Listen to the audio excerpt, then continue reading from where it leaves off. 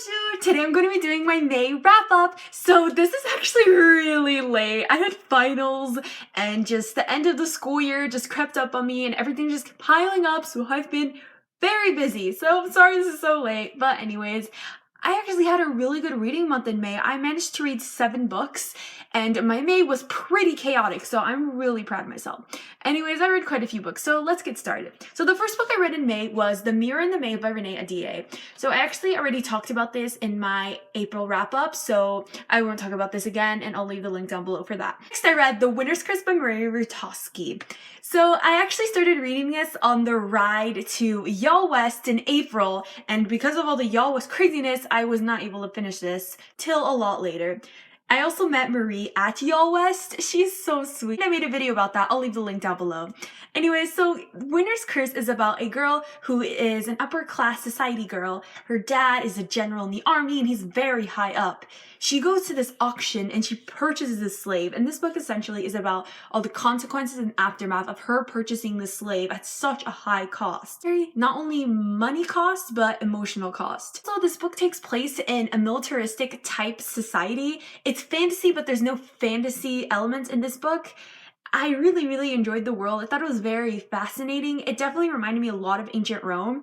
And if you really enjoyed the world in An Ember in the Ashes, you would love this book and vice versa. I loved this book so much. I really loved how slow burning the romance is. I really hate insta-love, so I really enjoyed how slow this romance was. It was just really cute and I really loved it so much. I also loved all the characters so much, especially the main character, Kestrel, I think that's how you say your name. She is so freaking intelligent. Like, it's insane how intelligent she is. The way she's able to think through situations just is mind-blowing. She is so intelligent. I loved that about her. I loved this book so much and I am so pumped for book 2. Like, oh my god, I need to go read it now. Obviously, I gave this book 5 stars. Next, I read a short story called Kindred Spirits by Rainbow Royale. So this is about a diehard Star Wars fan camping out in line for the premiere of The Force Awakens.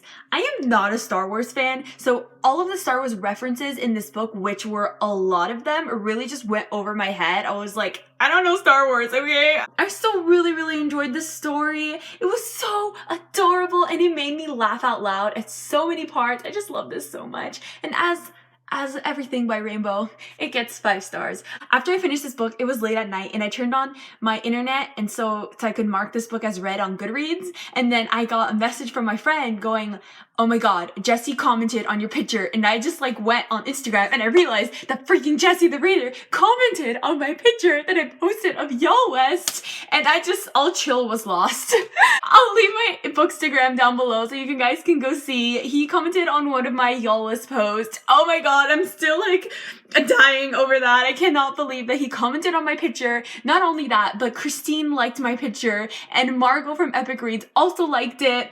I'm still dying over that. Next, I read A Court of Mist and Fury by Sarah J. Maas. Oh my gosh, guys, this book was phenomenal. I'm not really going to talk about it that much because I did do a full-length review. I will leave the link down below. But this book was so amazing. If you did not like book 1, definitely try out book 2 because book 2 is so good. Oh my god, I can't even. This was definitely the best book I read in May and definitely one of the best books I've read in 2016.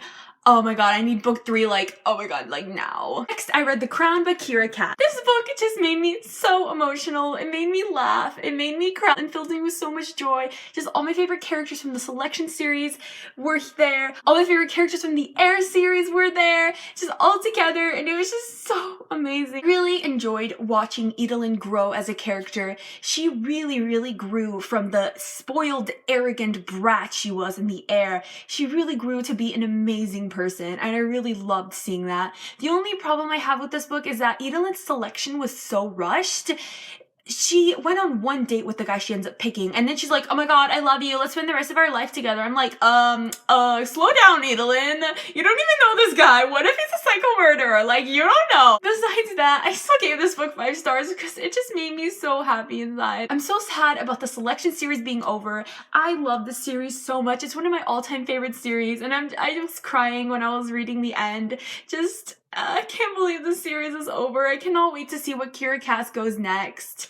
The next book I read, I actually did not finish this in May, but I really want to mention it anyway because I would have finished it if I had not finals and a million other stuff to do. Anyways, this book is November 9 by Colleen Hoover. I don't think you should know anything about this book. I think you should go in completely blind the way I did because it was such an amazing experience doing that. I completely read this book on a whim. I was thinking about reading Colleen Hoover in the future and I wasn't sure if I wanted to read it. So the one book that intrigued me by her was November 9. So I was looking at the November 9 Goodreads page and my mouse stopped working. And so I kept like moving it around and trying to get it to work again. And in the process of doing that, I accidentally pressed play on the audiobook sample on Goodreads and I was instantly hooked. I ended up listening to the entire audiobook and it was amazing. The audiobook people did such an amazing job reading the book and it was such a good book. This book was effing beautiful.